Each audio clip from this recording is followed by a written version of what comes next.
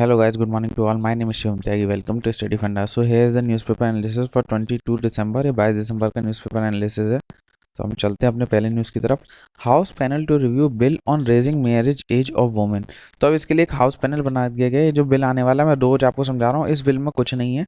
इसमें ये होगा जो लड़कियों की जो उम्र शादी करने की जो 18 साल थी उसको बढ़ा के 21 साल कर दे रहे हैं। ये कर दे रहे हैं। स्मृति ईरानी जी बोल रही हैं ये तो बहुत पहले हो जाना चाहिए था, 75 साल पहले। ये इनकी बात एकदम सही है कि इक्वल राइट्स का मामला ये पहले हो जाना चाहिए था। फिर कुछ लोग इसका अपोजिशन कर रहे हैं। उसमें से मेरे को ये ओवैसी साहब का स्टेटमेंट अच्छा लगा। इन्होंने तो ये बोला है कि इसके बहुत सारे कॉन्सिक्वेंसेज होंगे फ्यूचर में। इनका मेरे को स्टेटमेंट कुछ अच्छा नहीं लगा, लेकिन ओवैसी साहब ने बहुत सही चीज़ बोली है कि why raise the age of marriage for girls to 21। आप 21 साल क्यों कर रहे हो व्हेन 18 ईयर्स में आप ये कह देते हो, 18 साल में तो आप ये कह देते हो कि आपको वोटिंग का अधिकार है। 18 साल में आप कह देते हो be live in relationship, be and have a sexual relationship. जब हमने सारी चीज़ के लिए 18 साल उम्र कर रखी है तो हम शादी के लिए 21 साल क्यों कर रहे हैं? तो कहीं तक अगर आपको आंसर लिखना है, मैं अपना पर्सनल ओपिनियन कुछ नहीं देना चाह रहा हूँ, लेकिन अगर आपको आंसर लिखना है तो आपको बैलेंस आंसर लिखना पड़ेगा। उसमें सब कुछ अच्छा नहीं लिखना होता है, उसमें एक आध गलत भी बताना होता है। तो उसमें आप ये चीज़ स्टेटमेंट का यूज़ कर सकते हैं कि जब हमने वोटिंग के लिए 18 साल उम्र कर रखी है तो फिर शादी के लिए 21 साल क्यों कर रखी है? और ये जो एक्ट ला रहे हैं इसमें इस एक्ट को लाने के लिए किस किस एक्ट में अमेंडमेंट करना पड़ेगा?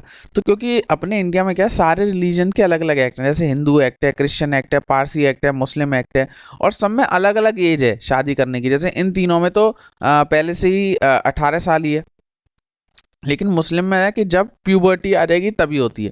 तो अब इन सब में अमेंडमेंट हो रहा है। देखिए यहाँ पे लिख भी रहा है, इंडियन क्रिश्चियन मैरिज एक्ट में भी, पारसी मैरिज एक्ट में भी, डिवोर्स एक्ट में भी, मुस्लिम पर्सनल लॉ शरीयत में भी, स्पेशल मैरिज एक्ट में भी, और हिंदू मैरिज एक्ट में भी, फॉरेन मैरिज एक्ट में भी।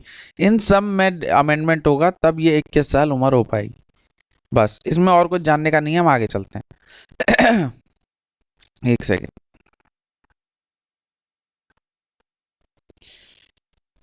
क्या हो गया? Rajya Sabha passes electoral reform bill अमिट अपोजिशन प्रोटेस्ट। तो ये दूसरा बिल है, ये दूसरा बिल है।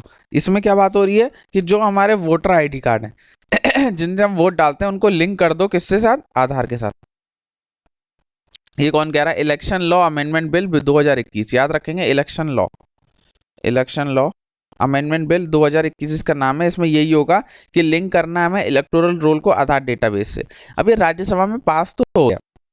इसमें ये लोग ये बोल रहे हैं कि राज्यसभा में जो अपोजिशन जो है वो इसको राइट टू प्राइवेसी का मामला बोल रहा है, लेकिन मेरे को नहीं लगता है राइट टू प्राइवेसी का मामला है। जो क्योंकि जो रूलिंग पार्टी है उसने अच्छा स्टेटमेंट दिया है कि इससे जो है वो डुप्लिसिटी खत्म हो जाएगी। अभी क्या है कि आप जाइए, एक एक आदमी के पास दो दो वोटर कार्ड, तीन तीन वोटर कार्ड है भाई, किसी में उसका कुछ है, किसी में उसका कुछ है।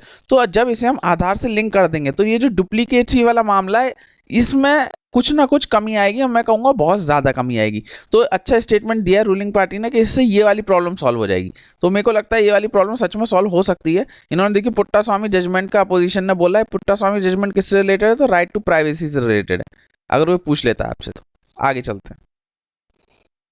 Gupkar call for protest against divisive pop proposal. ये किसी काम का नहीं है, ये गुपकार, बस मैं इस वर्ड के लिए आपको ये पूरी न्यूज़ बता रहा हूँ, ये याद रखिएगा। गुपकार, इसको अलायंस बोलते हैं, गुपकार अलायंस। ये बस ये पूछेगा कि किससे रिलेटेड है। तो जब हमने जम्मू कश्मीर से जो आर्टिकल 370 हटाया था, आर्टिकल 370 हटाया था, तो वहाँ की जितनी पार्टीज थी जम्मू कश्मीर की, उन्होंने वहाँ एक अलायंस बना लिया था। उसको हम बोलते हैं गुपकार अलायंस। जो जम्मू कश्मीर की जो पार्टी थी उन्होंने, सारी पार्टियों ने आर्टिकल 370 के विरोध में एक अलायंस बनाया था, उसका नाम है गुपकार अलायंस। बस इससे ज्यादा याद करने की जरूरत नहीं है, आगे चलते हैं। A chance encounter with rare species. तो एक ये इंडियन टर्टल का कोई रेयर स्पीसीज मिल जाए, बस आपको इसका नाम याद रखना है, अल्बिनो इंडियन फ्लैश पेल, ऐसी करके है, albino Indian flash flap shell बोलेंगे, क्या बोलेंगे, आपको याद रखना है। कहाँ मिला है वो याद रखना है, सिरनापल्ली। ये पूछ सकता है सिरनापल्ली फॉरेस्ट कहाँ पर है, तो तेलंगाना में है, बस आपको इतना याद रखना है। कहाँ पर है? तेलंगाना में। यहाँ पे क्या मिला है? ये एक इंडियन अल्बिनो टर्टल मिला है जो बहुत कम जगह पाया जाता है। बस इससे ज़्यादा याद करने की बिल्कुल ज़रूरत नहीं है, आगे चलते हैं। एक तो यार अपडेट करना पड़ेगा तब सही होगा software. Government disagree with Indian rank in world press freedom index. सबसे पहली बात तो क्वेश्चन यही बनता है कि निकालता कौन है? World press freedom index. तो याद रखेंगे रिपोर्टर्स विदाउट बॉर्डर्स, ये एक फॉरेन की ऑर्गेनाइजेशन है, रिपोर्टर विदाउट बॉर्डर्स, ये ऑर्गेनाइजेशन है जो प्रेस फ्रीडम इंडेक्स निकालती है। इसमें इंडिया की रैंक कितनी है? इंडिया की रैंक है 142, कितनी कंट्रीज में से? 180 में से। तो इंडियन गवर्नमेंट यही बोली है कि ये जो आपने रिपोर्ट निकाली है ये एकदम गलत निकाली है। क्यों? क्योंकि इसमें आपने बहुत छोटा सैंपल साइज लिया है, बहुत कम लोगों को इंक्लूड किया है और कोई भी वेटेज नहीं दिया है फंडामेंटल डेमोक्रेसी को, adoption of methodology which is questionable and non transparent. इसकी वजह से जो आप हमें ये 142 रैंक जो दे रहे हो, हमें बहुत गलत रैंक दे रहे हो, हम इसको नहीं मानते। इन्होंने ऐसा ऐसा बिल्कुल क्लियर बोल दिया है।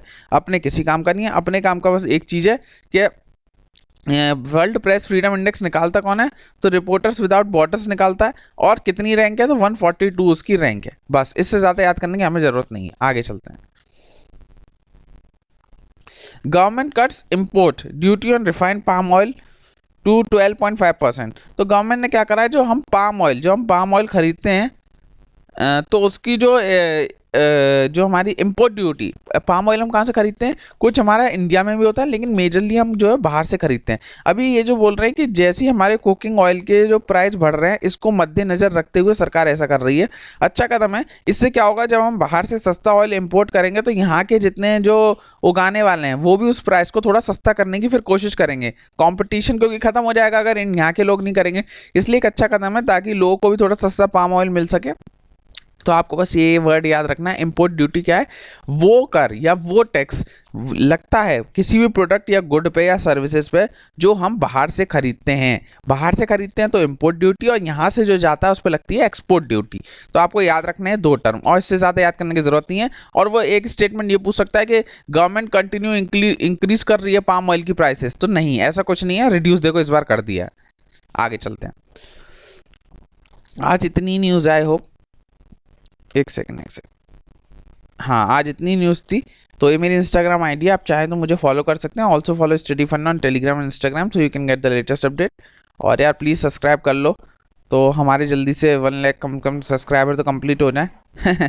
हमारे कंप्लीट ही नहीं हो पा रहे हैं 4-5 साल से। हम केवल 90,000 पे, पता है आपको, क्योंकि हम बोलते ही नहीं है ज़्यादा सब्सक्राइब करने की। कोई बात नहीं, देख लीजिए। लेक्चर पसंद आ रहा है तो 1-2 लाइक भी कर सकते हैं, अपनी श्रद्धा वाली बात है।